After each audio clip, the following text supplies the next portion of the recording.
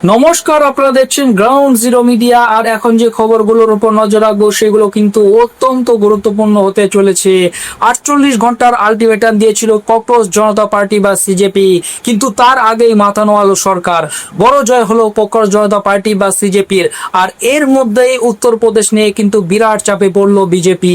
আরো একটি বড় খবর যা কিন্তু রীতিমতো ভাইরাল হচ্ছে, সেটা হলো দিল্লি পুলিশকে কিন্তু পেটালো জনতা। এই সমস্ত খবরগুলো আপনাদের একে একে জানাবো। প্রথমে আসি ককরোচ জনতা পার্টির খবরে। রাজস্থানের জয়পুর জেলার অন্তর্গত বগরু বিধানসভার সাঙ্গানে একটি সরকারি প্রাথমিক বিদ্যালয়, যার নাম হলো রামপুরা কমরপুরা বিদ্যালয়। সেই স্কুলটির চরম জরাজীর্ণ এবং বেহাল দশা নিয়ে গত বেশ কিছুদিন ধরে কিন্তু রাজ্যের রাজনীতি বেশ রীতিমতো কিন্তু উত্তপ্ত হয়ে উঠেছিল। এই ভগ্নপ্রায় এবং প্রায় ধ্বংসস্তূপে পরিণত হওয়া স্কুলটির সার্বিক পরিস্থিতি খতিয়ে দেখতে এবং পরিদর্শনের উদ্দেশ্যে সেখানে গিয়েছিল ককরোচ জনতা পার্টি বা সিজেপির একটি বিশেষ প্রতিনিধি দল। আর তাতে কিন্তু ছিলেন মুখপাত্র আশুতোষ রাঙ্কাও। আর তাদের এই পরিদর্শনের পরে এবার কিন্তু সম্পূর্ণভাবে বদলে যেতে চলেছে উক্ত স্কুলটির সার্বিক চিত্র।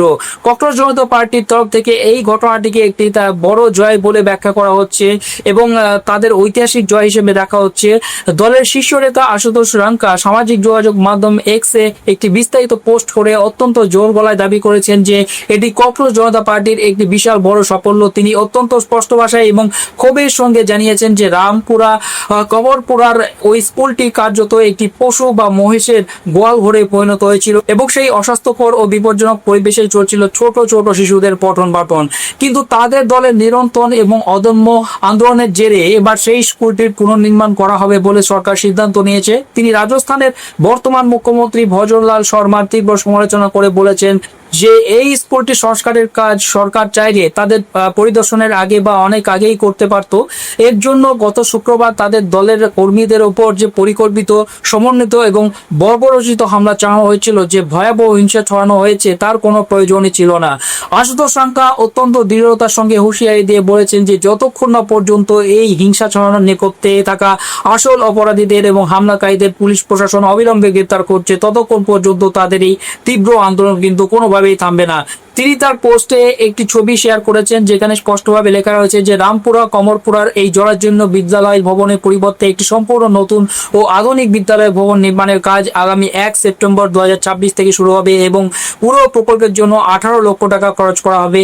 এই প্রসঙ্গে আশুতোষ রাঙ্কা সংবাদ মাধ্যমের সামনে মুখ খুলে আরো বলেছেন যে ককরোচ জনতা পার্টির এই স্কুল বা বাঁচাও যে স্কুল ঠিক করো অভিযান এখানেই কিন্তু কোনোভাবেই থেমে থাকবে না। তারা সেখানে কোনো রাজনৈতিক ফায়দা লুটতে বা সাধারণ মানুষের কাছে ভোট চাইতে যায়নি। তাদের একমাত্র প্রধান উদ্দেশ্য ছিল সেই এলাকার অবহেলিত শিশুদের জন্য স্কুলটির পরিকাঠামোগত উন্নয়ন নিশ্চিত করা।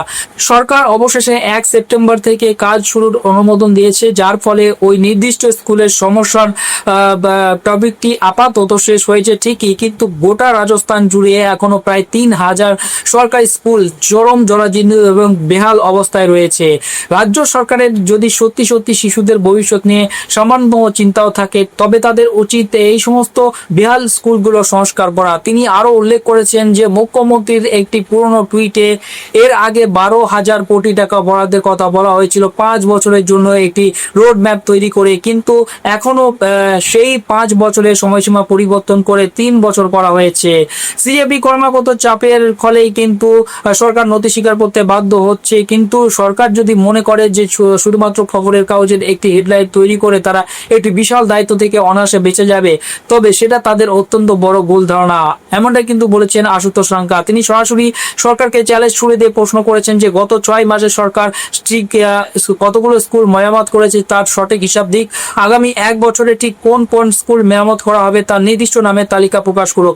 সবচেয়ে বড় কথা যে 611টি স্কুল বর্তমানে কোনো রকম নিজস্ব ভবন ছাড়াই খোলা আকাশের নিচে বা ভাড়া বাড়িতে চলছে, সেগুলোর বিষয়ে সরকার কি পরিকল্পনা করছে তা কিন্তু স্পষ্ট করতে বলেছে। শুধুমাত্র ভিত্তিহীন সংখ্যা তথ্য বা সংবাদ মাধ্যমের হেডলাইন দিয়ে মানুষকে আর বোকা বানানো যাবে না। একটি কংক্রিট এবং সুস্পষ্ট পরিকল্পনার জন্য জনসমক্ষে তুলে ধরতে হবে বলে তিনি জানিয়েছেন। সিজেপি ভয় পাবে না, সিজেপি পিছিয়ে আসবে না বা কারো কাছে মাথা নোয়াবে না বলে কিন্তু স্পষ্ট জানিয়েছেন। তার কথাই স্কুল ঠিক করার জন্য যে কর্মসূচি সিজেপি গ্রহণ করেছে তারা কিন্তু চালিয়ে যাবে। এবার আসি উত্তরপ্রদেশের খবরটিতে, সেটা কিন্তু অত্যন্ত গুরুত্বপূর্ণ হতে চলেছে। ভারতীয় জনতা পার্টি বা বিজেপি বিশেষ করে প্রধানমন্ত্রী নরেন্দ্র মোদী এবং স্বরাষ্ট্রমন্ত্রী অমিত শাহের সামনে এক বিশাল বড় রাজনৈতিক পরীক্ষা কিন্তু উপস্থিত হতে চলেছে। পরিস্থিতি বর্তমানে এমন এক চরম পর্যায়ে পৌঁছেছে যে যদি তারা এই পরীক্ষায় কোনোভাবে উত্তীর্ণ হতে না পারেন বা এই রাজনৈতিক লড়াইয়ে পরাজিত হন, তবে খোদ প্রধানমন্ত্রী নরেন্দ্র মোদীর চেয়ারে বড় সড় সংকট কিন্তু নেমে আসতে পারে বলে মনে করছে রাজনৈতিক মহল। সাম্প্রতিক বেশ কিছু রাজনৈতিক ঘটনাপ্রবাহ এবং আরএসএস এর অভ্যন্তরীণ রিপোর্ট ঠিক সেই দিকেই কিন্তু সুস্পষ্ট ইঙ্গিত দিচ্ছে।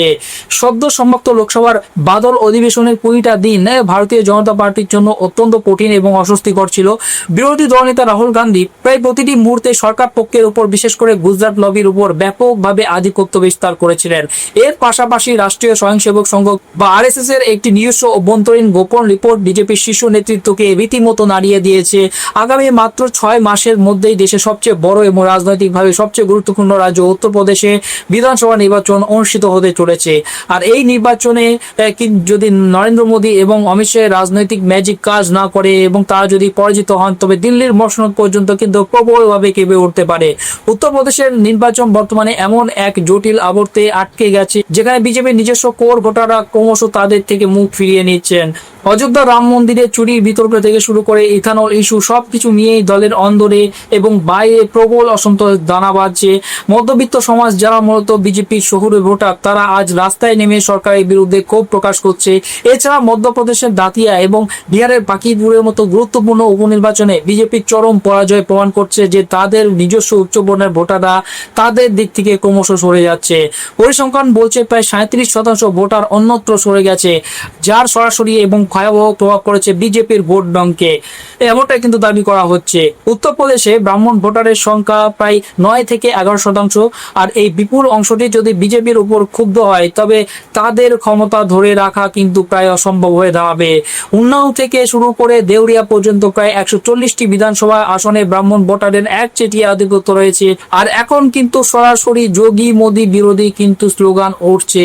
এই রাজনৈতিক সুযোগকে কাজে লাগিয়ে সমাজবাদী পার্টির নেতা অখিলেশ যাদব তার নিজস্ব পিডিএফ ফর্মুলায় কিন্তু এগিয়ে চলছেন। 2014 সালের লোকসভা নির্বাচনের স্মৃতি এখনো বিজেপির কাছে এক জীবন্ত দুঃস্বপ্ন। সেই সময় উত্তরপ্রদেশের 80টি আসনের মধ্যে 400 পারের স্লোগান দিয়েও বিজেপি মাত্র পেয়েছিল 33টি আসন, যেখানে সমাজবাদী পার্টি পেয়েছিল 37টি এবং কংগ্রেস 6টি আসন জিতে ইন্ডিয়া জোটকে এক অভাবনীয় শক্তিশালী অবস্থানে কিন্তু নিয়ে গিয়েছিল।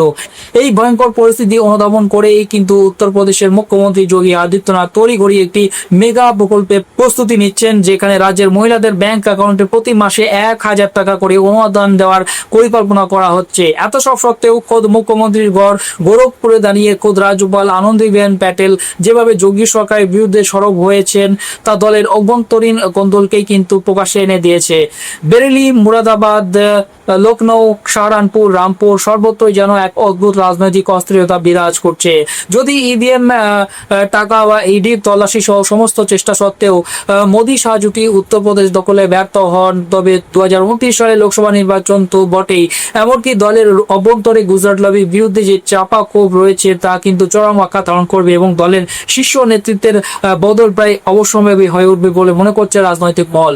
সাধারণ মানুষ এবং জেন জি প্রজন্ম এখন আর বিভাজনের রাজনীতি মেনে নিতে প্রস্তুত নয়, তারা সুশাসন এবং উন্নয়ন চাইছে। আর সবশেষে চাঞ্চল্যকর খবরটি আসছে দেশের রাজধানী দিল্লি থেকে। গত 22 আগস্ট দিল্লির মুকুন্দপুর এলাকায় জনতা বিহারে কর্তব্যরত দিল্লি পুলিশের বেশ কয়েকজন জওয়ানের উপর স্থানীয় জনতা হামলা চালিয়েছে। জানা গিয়েছে দিল্লি পুলিশের হেড কনস্টেবল দীনেশ এবং হেড কনস্টেবল রাজেশ ওই এলাকায় তাদের নিয়মিত রুটিন পেট্রোলিং বা টহলদারি চালাচ্ছিলেন। সেই সময় চেকিং চলাকালীন তারা একটি মোটরসাইকেল দেখতে পান, যেটির কোনো বৈধ কাগজপত্র ছিল না। পুলিশ কর্মীরা তাদের আইনি দায়িত্ব পালন করতে গিয়ে সেই অবৈধ মোটরসাইকেলটিকে বাজেয়াপ্ত করে এবং সেটিকে অবিলম্বে ভলসোয়া ডেইরি থানায় নিয়ে যায়। এরপর যখন ওই পুলিশ কর্মীদের দলটি পুনরায় সেই একই জায়গায় ফিরে আসে, তখন মোটরসাইকেলের মালিক এবং তার পরিবারের অন্যান্য সদস্যরা মিলে সম্পূর্ণ বেআইনিভাবে এবং অত্যন্ত হিংস্রভাবে পুলিশ কর্মীদের উপর চড়া হয় এবং তাদের উপর অতর্কিত হামলা চালায়। পরিস্থিতি এতটাই ভয়াবহ ও নিয়ন্ত্রণের বাইরে চলে গিয়েছিল যে হামলাকারীরা পুলিশ কর্মীদের চোখে সরাসরি লঙ্কা গুঁড়ো ছুড়ে তাদের উপরে ইট লাঠির বৃষ্টি করে আঘাত করতে শুরু করে। পুলিশ কর্মীরা কোনো ক্রমে নিজেদের প্রাণ বাঁচানোর চেষ্টা করেন। তাদের এই বিপদের সময় ছুটে আসেন আর এক হেড কনস্টেবল, কিন্তু দুর্ভাগ্যবশত উন্মত্ত হামলাকারীরা তাকেও কিন্তু রিয়াক্ট করেননি, তার উপরও কিন্তু হামলা চালানো হয়। এই ভয়াবহ হামলায় 3 জন পুলিশ কর্মী গুরুতরভাবে আহত হন। হেড কনস্টেবল দিনেশের মাথায় গভীরভাবে চোট লেগেছে এবং তাদের সকলকে অবিলম্বে চিকিৎসার জন্য স্থানীয় হাসপাতালে ভর্তি করা হয়েছে। তবে যাই হোক, একদিকে সিজিপির অবস্থান, অন্যদিকে রাজনৈতিক ডামাডোল, আগামী দিনে পরিস্থিতি কোন দিকে গড়ায় সেই দিকে কিন্তু নজর থাকবে সকলের। এই পুরো বিষয়ে আপনার মতামত কি? কমেন্ট বক্সে অবশ্যই জানান।